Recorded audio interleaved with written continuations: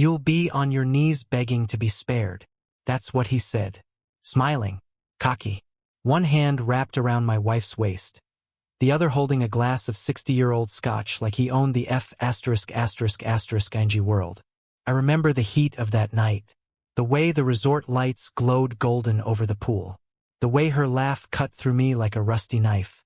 She stood there next to him, in the same red dress she wore for our anniversary the year before, letting his hand slide lower down her back. She didn't flinch. She didn't stop him. She liked it. She saw me watching from across the patio, and she smiled, like I was nothing, like I was dead already. That's when he walked over, cool, calm, wearing a shirt that probably cost more than my monthly paycheck. Tattoos creeping up his neck like shadows. One of those cartel boys, the kind that laughs while setting fire to your house. He looked me up and down, took a sip from his drink, leaned in real close and whispered, "You'll be on your knees begging to be spared. Walk away, gringo. She's mine now." And then he kissed her, in front of me, tongue and all. That's when something inside me broke. Not shattered, snapped. Like a trigger. I didn't scream, didn't punch him, didn't even look at her. I just turned around and walked back to the hotel room. Slow, calm, numb. Opened the drawer under the bed. Pulled out my Glock 19. Checked the mag full. One in the chamber. And then I zipped up my jacket. And walked back into hell. You don't understand what it means to have nothing to lose until your heart's been stomped on by the only woman you trusted. And the guy doing it smuggles bodies in car trunks for a living. She was the last thread holding me to this world. And when she let him touch her, kiss her, own her, she cut that thread with a smile. So I became something else that night. Not a man. Not a husband. Not a victim. I became the consequence. And it started right there on the beach. The first one was his bodyguard. Big guy. Bald. Suit that didn't fit right. Had that I eat raw meat for breakfast vibe. He didn't even see it coming. One shot. Neck. He dropped like a sack of wet cement. No one screamed. Not yet. Too fast. Too clean. Tourists thought it was fireworks. I moved through the crowd like a shadow, straight toward the bastard and the woman who sold her soul for diamonds and danger. She saw me, eyes wide, mouth open, but he didn't flinch. He turned toward me slowly, like I was a joke. "Wrong move, gringo," he said, lifting his jacket to reveal the gold-plated pistol tucked in his belt. But he was too slow, because mine was already out. I didn't hesitate. My Glock barked once. The bullet caught him high in the chest, just below the collarbone. He stumbled back, eyes wide, more in shock than pain, like he couldn't believe I had the guts, like no one had ever dared touch him before. Welcome to reality. Blood bloomed across his white designer shirt, turning it into something poetic, a twisted kind of justice painted in red. He dropped the glass in his hand.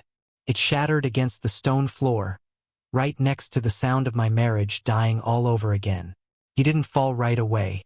He staggered back a few steps, tripping over a patio chair. His pistol slipped from his waistband and clattered to the ground. I kicked it far away before he could blink. And her? Rachel? She screamed. Not for me. Not for the man bleeding out at her feet.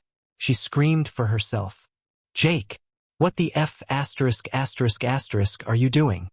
I looked at her. Really looked. She wasn't crying out of fear. No, she was angry. Angry that I'd ruined her little cartel fantasy. Angry that her golden ticket was choking on his own blood, while tourists started scattering around the pool deck, finally realizing this wasn't a show. "You shouldn't have come here," she hissed. "You shouldn't have worn that red dress for another man," I said calmly, walking past her, ignoring the look of pure venom she threw at me. My pulse wasn't racing. My hands weren't shaking. I was still, focused, like I'd trained my whole life for this night, like I'd been waiting for the world to push me too far. And now, I was free. I leaned over him as he tried to crawl backward, one arm dragging, his mouth bubbling with blood. "Who else is here with you?" I asked. He coughed, spit something dark. "You're dead already." "No," I said. "I've been dead. You just brought me back." I raised the Glock again.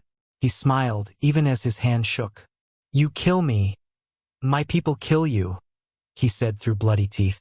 They'll kill your daughter too. That did it. I fired again.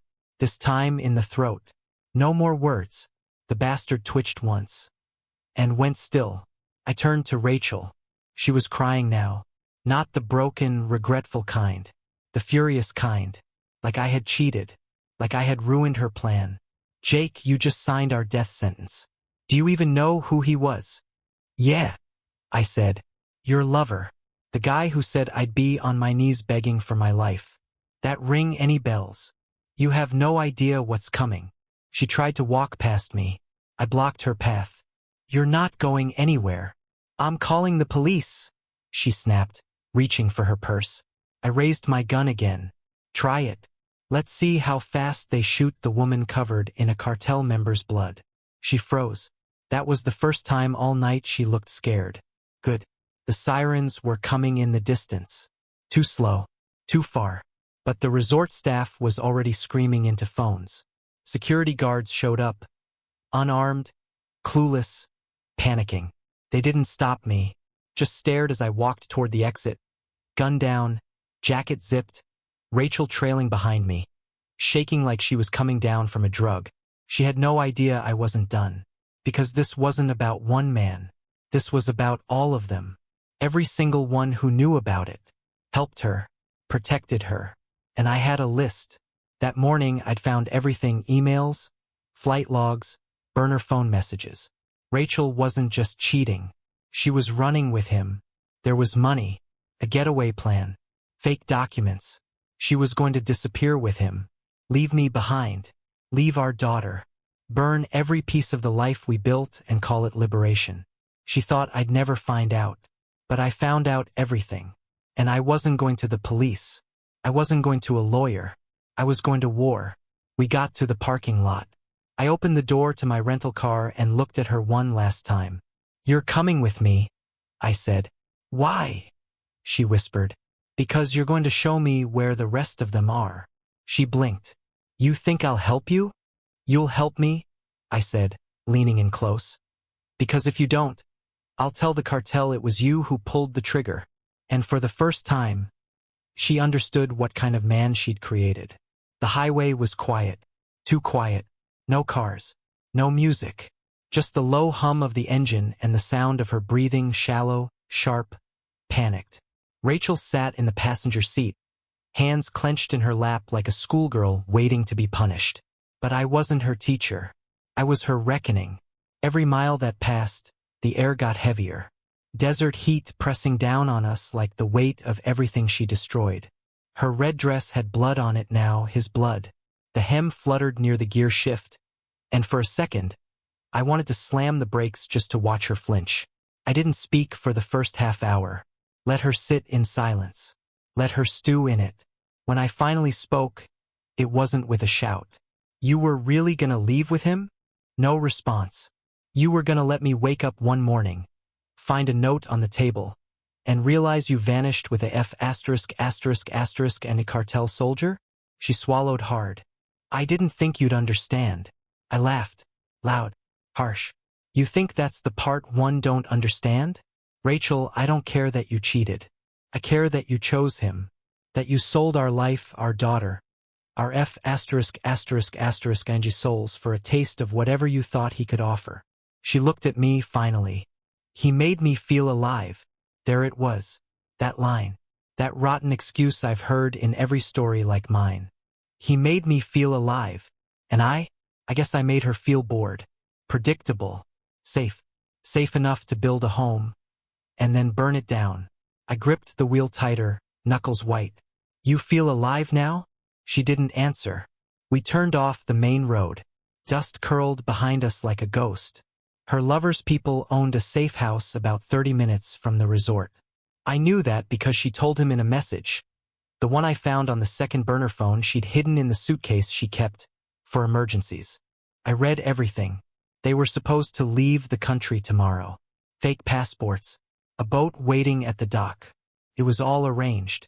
But I'd blown it up before it could begin. Now I was going to finish what he started.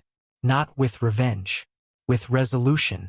The safe house was a modern villa surrounded by an electric gate and 2 guards with rifles. Big men, dumb faces, and probably full stomachs from whatever blood money their boss had fed them. Rachel looked at me. "You can't take them." "You're not." I cut her off. "Shut up. You made your choices. Now watch what mine look like." I killed the headlights and pulled off the road. Slipped out of the car and into the scrub, the night wrapping around me like an old friend. I hadn't served in the military. I wasn't a trained assassin. But rage teaches you things discipline never could. It sharpens you. It makes you precise. I crept up along the side, flanking the gate. The first guard was smoking, leaning on his rifle like it was a walking stick. One quick shot through the eye and he was done. The other heard the body fall. He turned, just in time to see me emerging from the dark. He raised his gun. Too slow. I squeezed the trigger twice. Chest, head. He dropped like a rock. Rachel was still in the car, frozen. I opened the gate myself, the keypad smeared with blood now. She stumbled out, followed me like a broken dog. Inside the villa was empty, lights still on, doors open, evidence of a fast exit. They knew. They *****ing knew. I found passports on the table. One for Rachel, one for him, one for Emily. I stopped cold. "You were taking her?" I asked, turning toward her. She froze. "He said we'd raise her together. He said you didn't deserve her." Something inside me died right there. All this time I thought I was just avenging my own betrayal. I didn't realize I was 1 minute away from losing my daughter too. I grabbed her by the wrist and threw her against the wall. Not to hurt her, just to make her feel it, what she'd nearly done, what she almost pulled off. She looked up at me, breathing hard. "Jake, please. You're not a killer." No, y whisperat. "But you made me one." I picked up the passports, took photos, burned them. Then I grabbed the documents, the cash, the burner phones, and walked outside. They weren't here, but they would come back. And when they did, I'd be waiting. Not as a husband, not as a father, but as the last thing they'd ever see. The villa gave me everything I needed. Maps, burner phones, route plans scribbled in Spanish. A photograph with GPS coordinates handwritten on the back. A compound in the mountains. Remote, high ground, minimal roads. The kind of place people go when they don't want to be found. Perfect. I stood in the middle of that luxury hideout, the pool still warm, the wine still uncorked, and imagined how Rachel planned it. She'd probably already picked out the bedroom, the one they'd use while I sat at home wondering why she stopped answering my texts. That was over now. No more questions. Just targets. I made her sit in the back seat on the drive up. Duct taped her wrists. Tossed her phone out the window. She didn't scream. Didn't beg. She just stared out the window, quiet and bitter. Like the honeymoon she planned had been delayed by a weather warning. "You think you'll get out of this?" I asked her once, not taking my eyes off the road. She didn't respond. "Because you won't. Whether I die up there or not, they're going to learn your name." Still nothing. She was done lying. Now she was just calculating. That's what cheaters do when the game ends. They calculate how much of the wreckage they can walk away from. By the time we reached the base of the mountain, the sun had dipped low, casting long shadows across the trees. I left her in the car, locked in with zip ties and threats. Told her if she made a sound or touched anything, I'd cut out her tongue when I got back. She believed me now. I took the rifle I'd pulled off one of the guards at the villa and started climbing the trail. Quiet, focused. Rage had done its part. Now cold resolve took over. Each step up that mountain was a countdown. Not just to death, but to freedom. The higher I went, the clearer everything became. This wasn't about Rachel anymore. Not even about the man she slept with. This was about every person who thought I'd break quietly. Every one of them who saw me as the weak, obedient husband who wouldn't dare step out of line. They thought love made me soft. They were wrong. It made me patient. I reached the edge of the compound at 1:13 a.m. From the brush I saw them. 2 SUVs. 4 men armed, pacing, alert, smoking. One lookout in the tower. And in the center of it all, a small stone building with light spilling from the windows. That's where he was. Him. The man who told me I'd be on my knees. I wasn't here to kneel. I was here to bury him. I circled wide, cut low through the trees, came up behind the far perimeter and waited. The tower guy turned his back for just a second. I fired once, silencer hissing. His body dropped silently into the dirt. One down. Then the pacing guards. Two of them split to piss in the woods. I followed, close enough to hear one brag about the gringo's wife and how she was worth killing for. I put two in the first one's neck, then dropped the second before he could even scream. The final two, I let them see me, because fear is a better weapon than bullets. They spotted me near the path, stepped forward, raised their rifles. One shouted in Spanish, something about invader. The other aimed. I shot him in the knee. The last one turned to run. I didn't shoot him. I let him go. He'd carry the message. Death is coming. And it's personal. I stormed the building next, kicked the door open and stepped into hell. Smoke, loud music, guns on the table, half-naked women scrambling. And there he was, bandaged from the gunshots back at the resort, arm in a sling, shirtless, a fresh bottle of whiskey in his hand. He looked up, eyes wide, not with surprise, with recognition. You, he growled. Me, I said. Told you I wouldn't be on my knees. He reached for his pistol. Too slow. I fired. One shot. Stomach. He dropped to the floor screaming. I walked over and placed my boot on his chest. I should finish it right now, I said calmly. He coughed blood. Then do it, gringo. I will. But not yet. I pulled out my phone. Showed him the photo. Rachel in the car. Tied. Terrified. She betrayed you too. Ran her mouth. Told me where you'd be. You trusted her. He shook his head, blood foaming at his lips. She used both of us, I said. But here's the difference. Only one of us lived to tell the story. And then, I pulled the trigger again. This time into his heart. The silence after his body went still wasn't satisfying. It wasn't peaceful. It was hollow. I thought I'd feel something, relief, triumph, closure. But all I felt was that kind of emptiness that sits in your lungs and makes it hard to breathe.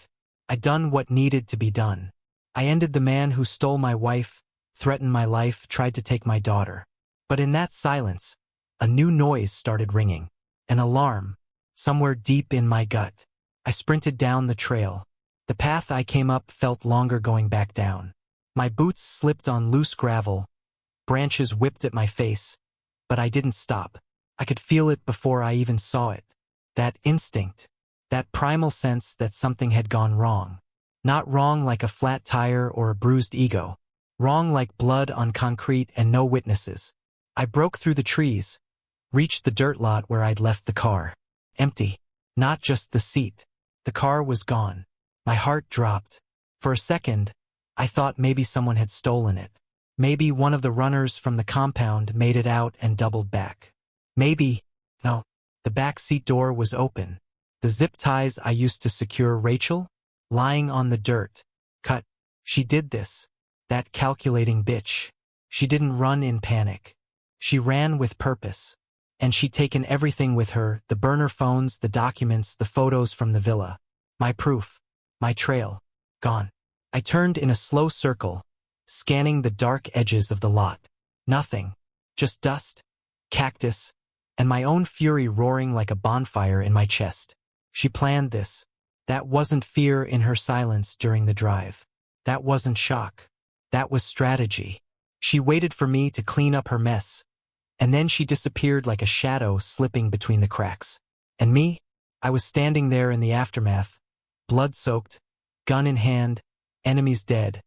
But she was still out there. And this time, I wasn't sure I'd find her first. Because if she got to the Cartel family, if she told them what I'd done, they'd come. Not for her. For me. And Emily. I walked for hours. Didn't stop until the sun was threatening the edge of the world again. A passing trucker picked me up on the side of the road. Said nothing about the blood, the torn shirt, the 1,000-yard stare. He dropped me off in a border town where I paid cash for a burner phone, a fresh shirt, and 2 shots of mezcal I didn't taste. Then I made one call. Emily. She picked up on the second ring. Dad. I exhaled, chest tightening. You okay? Yeah. Why wouldn't I be? Is anyone near the house? Anyone unusual? Any cars parked outside? She paused. No. What's going on? I need you to pack a bag and stay with Aunt Marie for a few days. Dad, you're scaring me. Just do it, I said, voice firmer than it had ever been. I'll explain soon. I didn't tell her what I'd done. Not yet. I didn't tell her her mother might be coming for her. Or worse, leading others to her. I called Travis next. My oldest friend. Ex-military. Quiet. Dangerous when provoked. He answered groggy. Jake? You alive? Barely, I said. I need a place. Secure. Off-grid. And I need you to help me find someone. I could almost hear him wake up through the phone. Her? Yeah. He didn't ask why. He didn't need to. He just said, send me her last known number. I'll get to work. The next 24 hours passed in fragments. No sleep. Just motion. Just planning. Travis set me up in a trailer an hour from the border. Bulletproofed. Soundproofed. Stocked with enough firepower to start a militia. But I didn't want a war. I wanted her. Because if Rachel thought she could escape this, vanish into some cartel's arms again, rebuild her lies with someone new, she was wrong. This wasn't revenge anymore. This was correction. For everything she'd destroyed. Everything she'd almost taken. And the next time I found her, I wasn't bringing questions. I was bringing judgment. Travis called 3 days later. I hadn't slept. Barely ate. I was running on caffeine, adrenaline, and pure hatred. The trailer smelled like sweat, gun oil, and desperation. But the second I saw his name flash on the burner, I knew it. He found her. Got a hit, he said. She crossed into Belize with a forged passport. Name on the ID is Marissa Lynn Carter. American. Born in Utah. The papers are clean. Cartel level forged. Someone helped her. I exhaled. Slow. You got a location? She rented a villa in San Ignacio. Under the new name. Paid 6 months upfront in cash. You're not the only one who's good at vanishing, Jake. Send me everything, I said. It's on your encrypted line. But listen, this isn't just some hideaway. She's building something. Word is, she's meeting people. New names. New game. She's setting up another life. Not for long. Jake, you sure you want to do this? I was never unsure. He paused. Then said the one thing I knew he would. I'm with you. Whatever happens. It took 2 days to get into Belize the way I needed to. Quiet, dirty, unregistered. A fake identity, a new burner, and a rental car that would never show up under my name. By the time I pulled up to the gated villa Travis had tracked, I wasn't just prepared. I was ready to end it. I parked 2 blocks away and watched.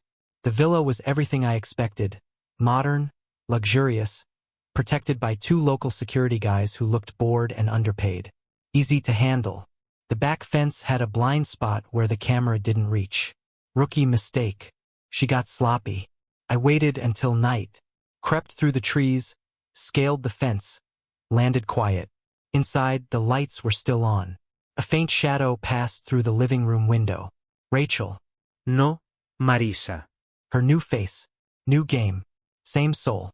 She was barefoot, wearing silk, holding a glass of wine like she hadn't just burned the world behind her. I saw her smile at someone off-screen. Heard a man's voice. Not him, he was dead. Another? Of course. She didn't mourn. She replaced. I slipped in through the rear door. Silenced pistol in my hand. Step by step. Breath held. Until I was standing in the kitchen, 10 feet from the living room. And then I stepped into view. She turned and froze. The glass fell from her hand, shattering on the marble. You, she whispered. Miss me, I said. The man with her, a clean-shaven younger guy, clearly moneyed but soft, stood, confused. Who the hell are you? I looked him over. No weapon. No threat. Not yet. Wrong house, I said coldly. Wrong woman. Rachel's mouth moved, but no sound came out. Maybe it was fear. Maybe it was shock. Or maybe... She finally realized there was no version of this where she outran what she'd done. The man stepped forward. You need to leave. Now. Sit down, I said, leveling the Glock at him. He obeyed instantly. Rachel took a slow step back. Jake, please. Listen to me. Listen? You ran. You took everything. You set me up to die, and when I didn't, you vanished. And now you want to talk. You killed him. I didn't have a choice. I stepped closer. You always had a choice. You just picked the one that kept you alive. She glanced at the man on the couch. He doesn't know anything. Please, don't. I'm not here for him. I'm here for you. She started to cry. The fake kind. The tears she used when she needed a shield. I didn't mean for it to go this far. You planned everything. Her voice dropped to a whisper. I was scared. No, I said. You were selfish. She dropped to her knees. Jake, if there's anything left in you. There's not. I handed her a phone. Pre-dialed. Call Emily. What? You're going to tell her the truth. All of it. What you did. Why you left. How you almost let her father die so you could drink wine in a silk dress under a new name. She stared at the screen like it was a loaded gun. It's either the phone, I said, or I give your new boyfriend the full story and let his people deal with you. She made the call. Emily answered. Rachel choked out the truth. Every word. Every lie exposed. No more masks. And when she hung up, she dropped the phone like it burned her hands. I didn't speak. I just walked to the man, looked him in the eye. Forget her, or you'll wish I'd stayed dead. He nodded fast. And then I left. No bullets. No blood. Just a message left in the silence behind me. I will always find you. Crossing back into the States felt like crawling out of a grave. Not because I was free, I wasn't. Not yet. Not because I had answers, Rachel gave me none. But because I finally saw the edge of the war I'd been waging. The sun was rising over the Arizona border as I drove west in a car that wasn't mine. Under a name that wasn't mine. With blood still dried into the laces of my boots. I was done chasing her. But I wasn't done chasing the truth. Because something still didn't sit right. Something Rachel said in Belize, offhand, almost buried beneath her fake tears. You killed him. I didn't have a choice. She said it like there were others. Like there were more choices I never knew she had. I thought the betrayal was hers alone. But betrayal this deep rarely works alone. And then I got the text. Unknown number. Just an address. No words. But I knew the neighborhood. It was Travis's. My best friend. My brother in all but blood. The man who helped me find her. The one who gave me a place to hide. A plan, a weapon, a way out. I hadn't seen him since I left for Belize. Something in me wanted to ignore it. But the man I'd become doesn't ignore signs anymore. So I drove. His house was too quiet. No dog barking. No garage door open like it always was. The truck was gone. But the lights were on. I knocked once. No answer. Twice. Still nothing. I reached under the mat. He always kept a spare key there like an idiot. Still did. I stepped inside, slow, hand on my hip, where my Glock stayed tucked tight. I hadn't fired it in Belize. But I hadn't unloaded it either. Travis, I called. No response. And then I saw it on the kitchen table. Folder. My name on it. And inside, flight logs, photos, a copy of my arrest warrant from Mexico, sealed and never served. And then, a bank statement, a deposit, $250,000, sent from an account tied to a shell company I'd seen before, the Cartels. Felt like the floor collapsed under my feet. I stood there, holding proof that the man I trusted most had sold me out, or at the very least played both sides. Jake! I turned, fast, raising the Glock. Travis stood in the doorway, calm, pale, no weapon in sight. Put it down, he said softly. Just let me explain. Start talking, I said, because you've got about 5 seconds before I stop caring. He stepped forward, slow. I didn't know at first. I swear. They came to me after you shot him the first time. Said they'd kill me if I didn't cooperate. Said they'd make it look like you murdered civilians. Plant weapons. Fake footage. I panicked. You panicked and took $250,000? I took it to keep them off your back. He snapped. You think they didn't know where you were? I fed them fake info, gave you time. I thought I could play them long enough for you to disappear. You should have told me. You would have walked into their guns, he said. Just like you always do. And you thought lying was better? I thought protecting you was better. I lowered the gun, just a little. You don't protect me by turning me into bait, Travis. I didn't, he shouted. I redirected them. Bought you time to find her. Finish it. But you weren't supposed to come back. The words hit like a punch. You wanted me dead. No, he said, shaking his head. I wanted you free. But you're addicted to war now. You don't know who you are without a target. I stepped closer, pressed the barrel of the Glock to his chest. Then let's test that theory, I whispered. His eyes went wide. But he didn't move, didn't flinch. Do it, he said. If you think I betrayed you, end it. I stared at him, and then I lowered the gun. You're not worth the bullet. He exhaled, collapsed into the chair like all the breath had been sucked out of him. I'm done, I said. Done with her. Done with you. Done with this entire F******ng game. I walked to the door, but before I stepped out I turned. One more thing, I said. He looked up. If I find out you fed them anything else about me or Emily. I didn't finish the sentence. Didn't have to. He nodded, and I walked out into the morning sun. Betrayed once by the woman I loved, and now by the man I trusted most. But I wasn't broken.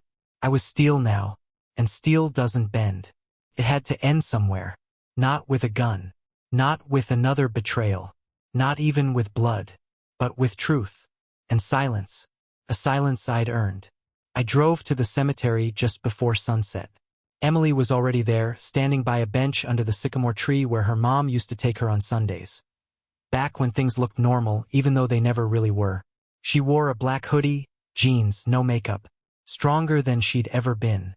Quieter, too. Life had aged her fast. But not bitterly. More like steel left in the fire long enough to shine.